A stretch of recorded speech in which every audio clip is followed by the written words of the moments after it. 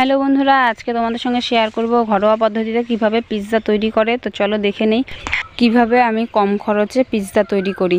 তো সবার প্রথমে এখানে আমি ময়দা নিয়ে নেব। তো ভালো করে ময়দাটাকে চেলে নিয়েছি। নেওয়ার পর এই কাপ দিয়ে আমি 2 কাপের মতো ময়দা নেব। তো এই যে এখানে আমি 2 কাপের মতো ময়দা নিয়ে নিয়েছি। তারপর এখানে আমি এখন অ্যাড করব চিনি। তো এখানে অল্প একটু চিনি দিয়ে দিলাম আর দিয়ে দেব অল্প একটু লবণ। এবার সব কিছু ভালো করে মিক্সড করে নেব আর দিয়ে দেব একটু বেকিং পাউডার আর বেকিং সোডা। 1.5 চামচের মতো আমি বেকিং পাউডার নিয়ে নিয়েছি আর 1/2 চামচের মতো বেকিং সোডা নিয়েছি। তো এবার ভালো করে আবারও মিক্সড করে নেব। নেওয়ার পর এখানে 3 থেকে 4 চামচ আমি টক দই ব্যবহার করব। টক দই দেওয়ার পর ভালো করে আবার এটাকে মাখিয়ে নিতে হবে। তো এই যে এবার আমি অল্প একটু জল অ্যাড করব। তো একদমই অল্প অল্প করে কিন্তু অ্যাড করব, একবারে কিন্তু বেশি দেব না, তাহলে কিন্তু ডোটা ভালো হবে না। অল্প অল্প করে জল দেব, একবারে কিন্তু জল দিলে ডোটা কিন্তু একদম নরম হয়ে যাবে। এবার ভালো করে মেখে নিতে হবে। তো এই যে দেখো ডোটা কিন্তু একদম ভালো করে মেখে নিয়েছি। এবার আমি অ্যাড করব অল্প একটু সাদা তেল। তেলটা তোমরা চাইলে আগেও ব্যবহার করতে পারো, আমি পরে ব্যবহার করছি। তারপর আবার ভালো করে মেখে নিতে হবে। তো এই যে এরকম ডোটাকে মেখে নিয়ে এবার 5 মিনিটের জন্য ঢাকা দিয়ে রেখে দেব। এবার পিৎজা তৈরি করতে যেগুলো লাগবে সেগুলো আমি কেটে নিয়েছি। এখানে অল্প একটু ক্যাপসিকাম কেটে নিয়েছি আর অল্প পেঁয়াজ কুচি, আর এখানে একটু শুকনো লঙ্কা ভেজে তারপর হাত দিয়ে গুঁড়ো করে নিয়েছি। এবারে একটা ডো রুটির মতো করে বেলে নিয়েছি। তারপর একটা থালাতে তেল দিয়ে তারপরে যে রুটিটাকে দিয়ে দিলাম। দেওয়ার পর এরকম কাঁচা চামচের সাহায্যে একটু ফুটো করে দিতে হবে, না হলে ফুলে যাবে। তো চারিদিকটা আমি এরকম করে ফুটো ফুটো করে দেব।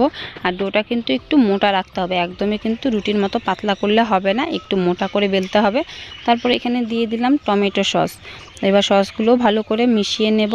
তো এই যে এখানে আমি এই টমেটো সসটা ব্যবহার করেছি 10 টাকা, মাত্র কম খরচেই কিন্তু আমি তৈরি করব। তো এবার সসগুলো ভালো করে মিশিয়ে নিচ্ছি সম্পূর্ণ রুটিটাতেই। তারপর এখানে দিয়ে দিলাম আমুলের চিজ। তো এবার চিজটাকেও ভালো করে গ্রেট করে চারিদিকে ছড়িয়ে দিলাম।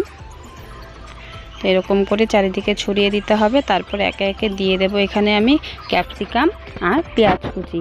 তোমরা চাইলে তোমাদের পছন্দ মতো কিন্তু কেটে নিতে পারো, আমি এরকমই একটু লম্বা লম্বা করে কেটে নিয়েছি। তারপর এখানে দিয়ে দিলাম অরিগানো।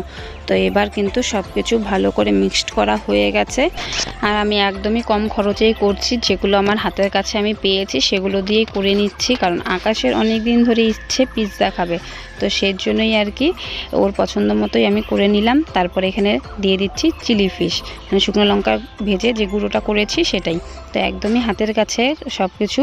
তারপর এখানে একটা কড়াইয়ে বালু গরম করে নিয়েছি আগের থেকেই। তারপর একটা স্ট্যান্ডের উপরে এরকম থালাটা বসিয়ে দিলাম। দেওয়ার পর এখন একটা গামলার সাহায্যে ঢেকে দেব আর গ্যাসের ফ্লেমটা একদম লো ফ্লেমে রেখে দেব।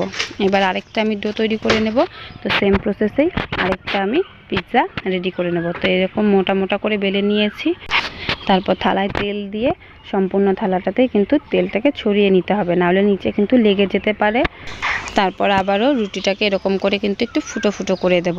তো এরকম সম্পূর্ণ দেখো রুটিটাকে ভালো করে ফুটো ফুটো করে দিলাম। তারপর সেম প্রসেসেই করছি, আবারও টমেটো সস দিয়ে দিলাম।